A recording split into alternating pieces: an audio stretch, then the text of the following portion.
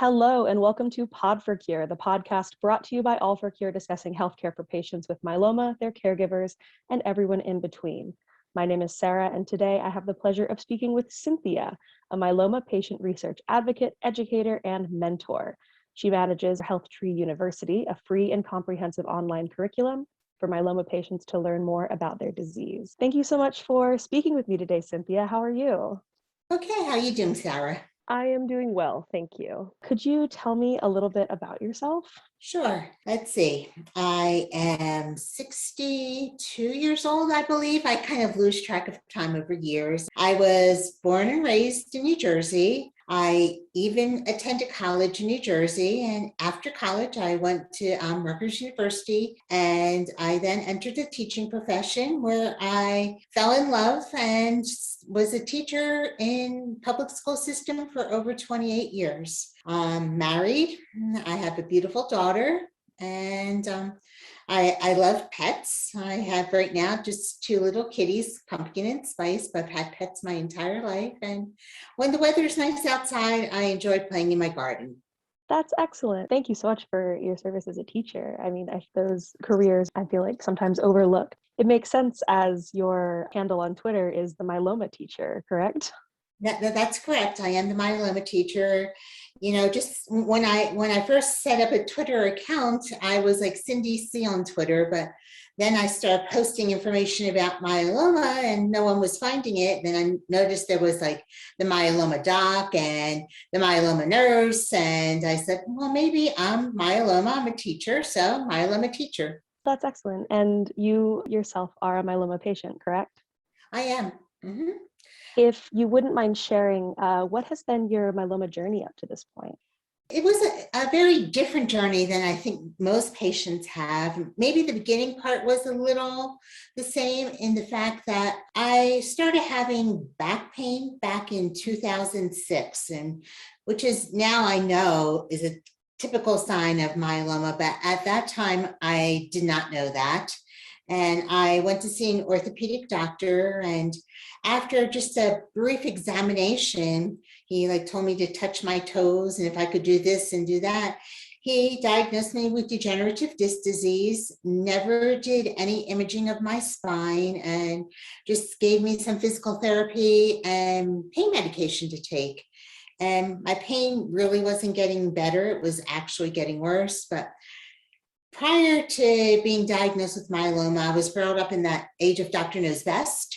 So even though in the back of my mind, I was saying, well, do you think it could be anything else? Maybe we should take some x-rays of my back or do an MRI. I said, no, I should not question the doctor. He knows what he was doing. And this happened for 2 years. It was 2 years of just returning to the doctor month after month. I think that it was like a total of 20 visits. And finally, the last visit I had with him, he decided to take an x-ray, which baffled me when I found out the x-ray machine was right next door. I didn't even have to go to a different building. It was in the room next door. He had the report immediately. I mean, we didn't even have to wait for a radiologist. And he was baffled by the fact that I had all these compression fractures in my back.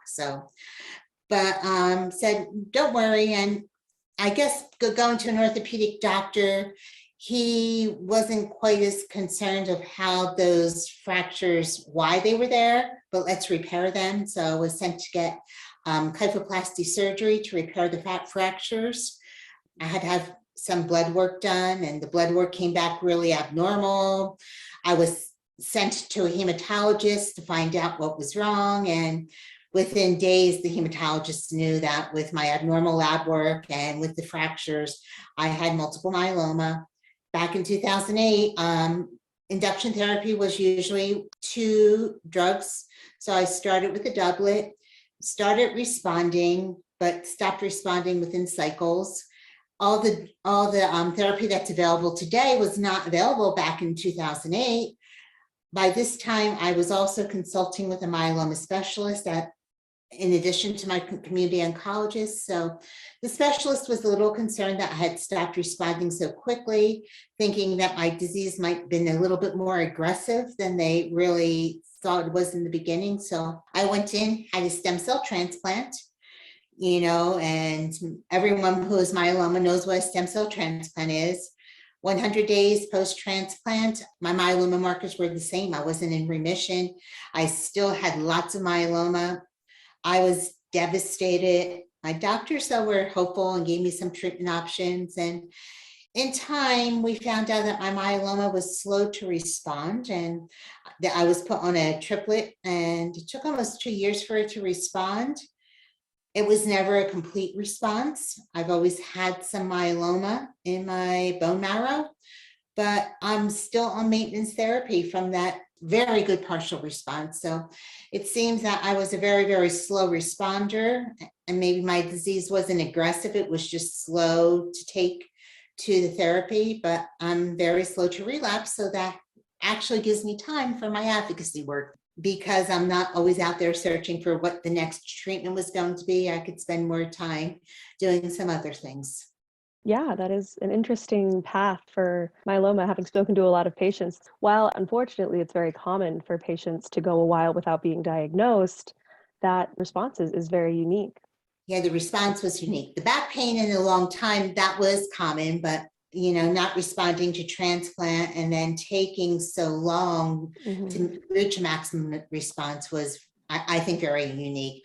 And it was very hard because, I saw all my myeloma buddies doing so great and, responding to transplant or their therapy put them in a complete remission after maybe 4 or 5 cycles, and that wasn't happening to me. So it was getting very depressing. But in time, I learned, you can live with myeloma, and that maybe a slow growing, slow responding myeloma is actually a good thing. But don't tell that to someone who's newly diagnosed that's not responding. Right, definitely. You mentioned that having a long time in between having to change treatment gives you time for advocacy work. What is the main role of a patient advocate, and what drew you to the position? That word patient advocate, people were saying, oh, you're a patient advocate, but I really didn't even know what a patient advocate was. And I was really confused over time. And then I attended the AACR, the American Association of Cancer Research, has a program. It's called the Scientist Survivor Program. And I attended that program. And then I figured out why I was so confused by what a patient advocate is. It's because a patient advocate isn't just one thing.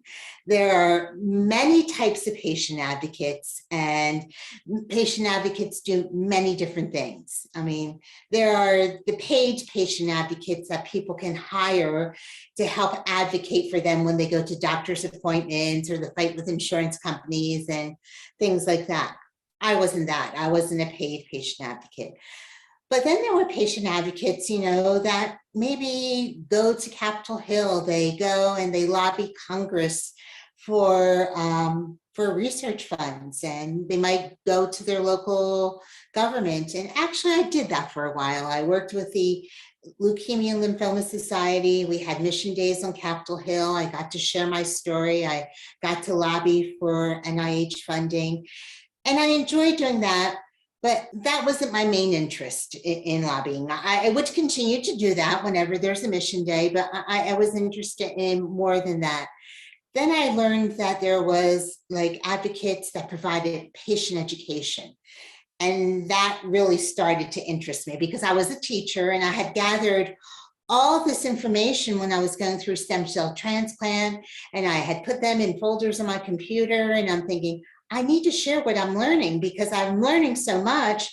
So that part of the patient advocacy is what drew me in at first. And I wanted to figure out how can I share what I was learning. And finally, I had this brainstorm that I could use social media, and thus the Myeloma Teacher Twitter handle was evolved, and then Myeloma Teacher on Facebook. So I was able to share all the resources I happened to come across, or by now I was attending some meetings and I wanted to share what I was learning at those meetings. So that part excited me because I was a teacher and that's what I do. I share resources. But also when I attended that AACR meeting, I also learned there was this other area of advocacy that I really didn't know about, but it really excited me was called research advocacy. And research advocacy are patients who help provide the patient perspective in myeloma research. And when I taught fifth grade math and science, and I was always that science geek. So I really, being part of that research paradigm was something that intrigued me. And I started learning more about what I could do as a research advocate. But I also really enjoy being on the patient advisory boards. I'm on the NCI myeloma steering committee. So I could help provide the patient perspective when they choose a question for a trial, when they start developing the protocols for the trial, like why are some people being eliminated? Why is the eligibility criteria so strict? Or why are there so many bone marrow biopsies? Can we do it in a different way? So I can look at that. I also can look at the informed consent forms to make sure that they're in a patient-friendly language.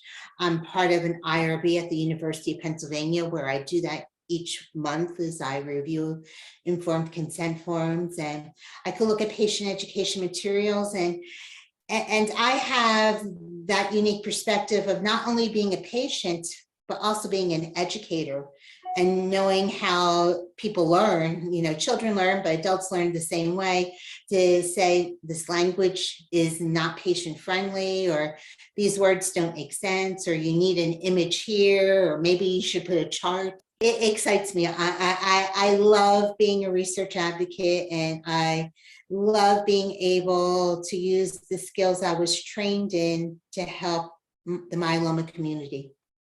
Your work is really ringing a bell to me. I had the opportunity to speak with Jack Aiello. He talked about the different types of patient advocacy and specifically the research advocacy. It's really exciting to talk to another person who does that type of work. Yeah, Jack and I do a lot of work together. Yeah. Excellent. Actually, Jack is one of my mentors. And then there's Jim O'Mell and Yalak. There's a whole bunch of us that help mentor each other. I'm the new guy on the block. Actually, it was the Three Musketeers, and they were all men. And I guess now they let a lady into this area of research advocacy. But an important perspective. Right, important perspective. And yeah, and they've taught me a lot. I think you really need good mentors to help figure out what it is. How do you stay educated so that when you go to the table with these doctors or researchers or heads of pharmaceutical companies, they take you seriously because they know you know what you're talking about, and that you understand the clinical trial process and you understand what can and cannot be done. So they helped me gain those skills that I needed to be an effective research advocate. Well, that's great. Small world, I guess, in the myeloma verse, huh? You mentioned a little bit ago about HealthTree University and your role there, myeloma education program. How did you get involved with that side? HealthTree University is an online curriculum by the myeloma crowd, and it's basically a video-based curriculum. So I definitely am not a writer. I do not write curriculum for them. I kind of plan the curriculum, and I got involved because, just as you said before, the myeloma world is a small world. So Jenny Ostrom, who is the founder of Myeloma Crowd, HealthTree Foundation, we're good friends. So we were actually at an advisory board meeting, and she had this idea. She goes, Cindy, I want to create an online university where everything you need to know about multiple myeloma is in one spot.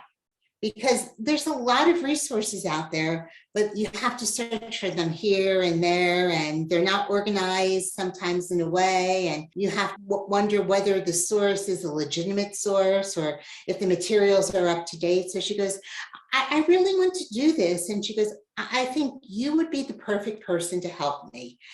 And you know, when someone tells you that, you're like, oh, well, let me see. I'm not quite sure. But as we talked about things, and once I was assured that I would not have to write the curriculum, that I would just have to develop what was going to be part of the curriculum, then I was on board.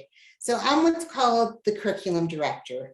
I put the frameworks together. I think about what it is that myeloma patients really need and really want to understand.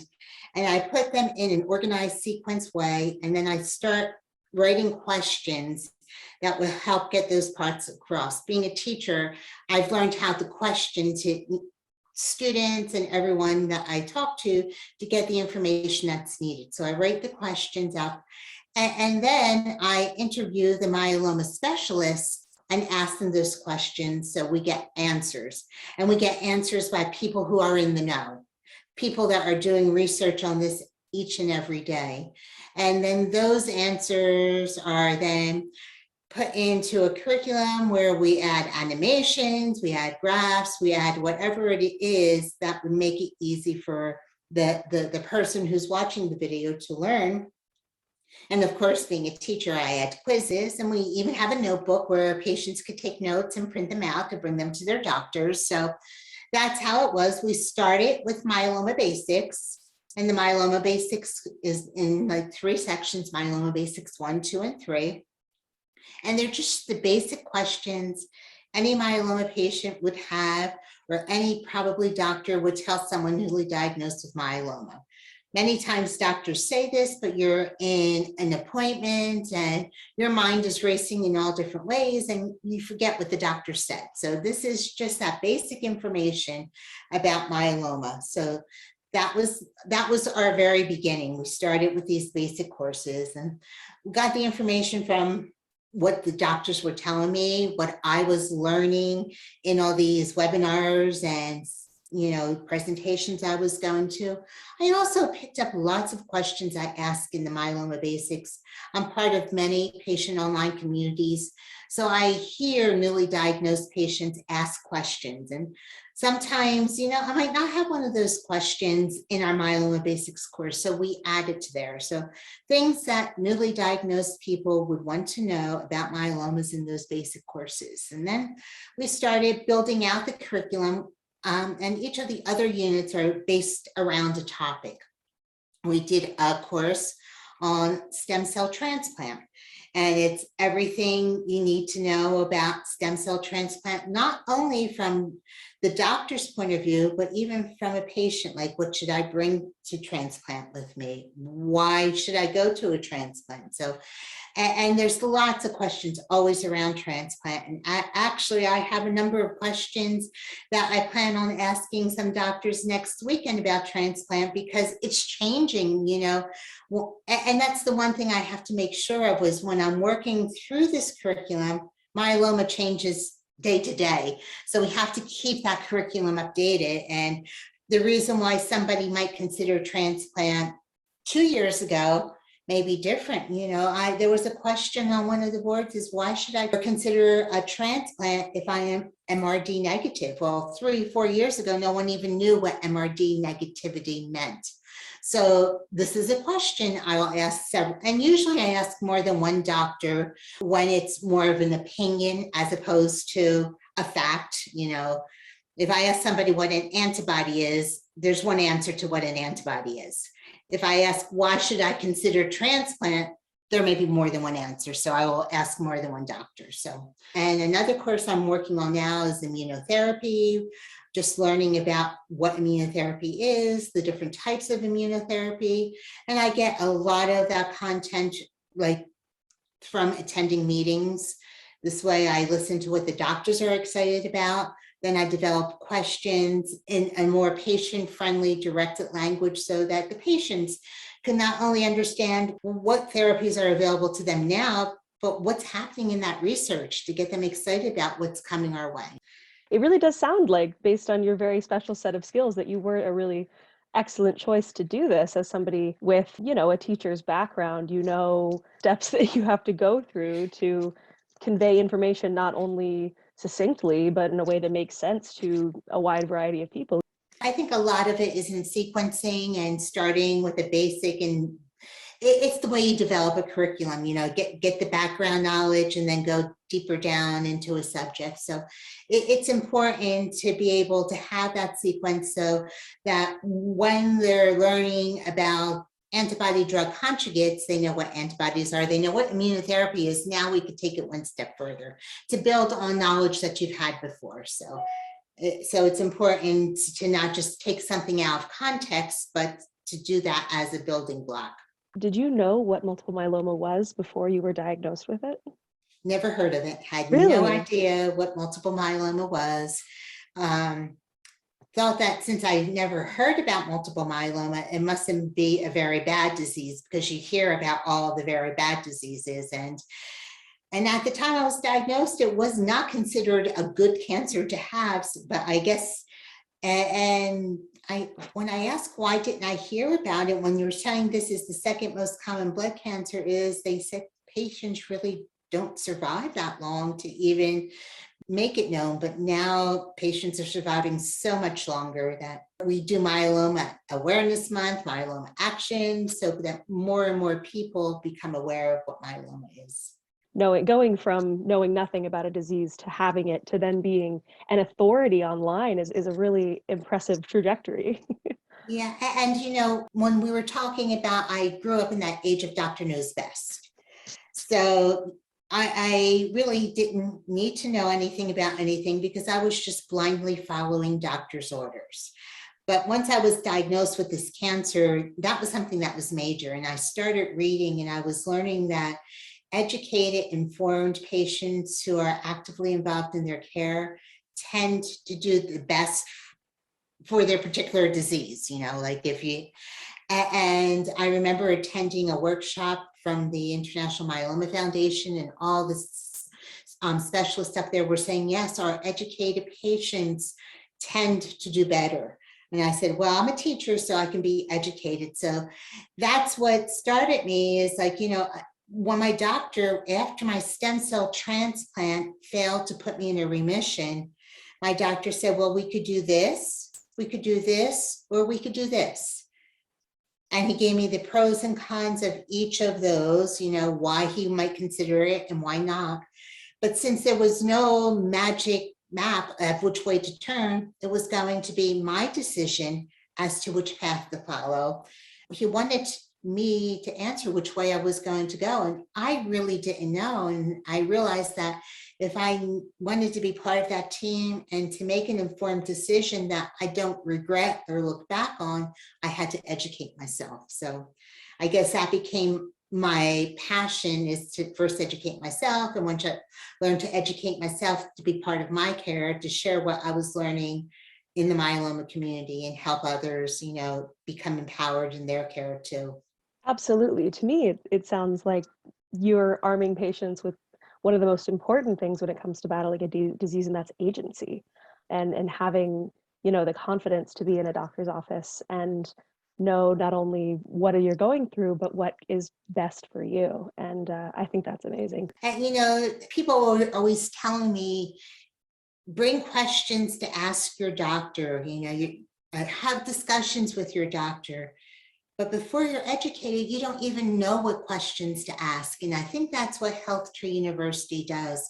It helps people who may not know what questions to ask to start finding questions that they should ask their doctor. They might watch a video and they might say, oh, I don't know about that. How does that concern me? Let me ask my doctor about that. So it gives them a starting point, because I didn't know what questions to ask either. I was on those patient online communities, and I was hearing the discussions going on between them. And I'm thinking, oh, I better ask my doctor that, because I don't know, or I better ask my doctor that because I don't know the answer to that. So sometimes we don't know what we don't know. That's a really good way to put it. I can't begin to imagine the amount of patients that you've been able to impact with your work. I just want to thank you so much for the opportunity to speak with you. Thank you for having me. Thank you all for listening to this episode of Pod4Cure. If you or someone you know has multiple myeloma and would like to register with All4Cure for free, you can visit all4cure.com.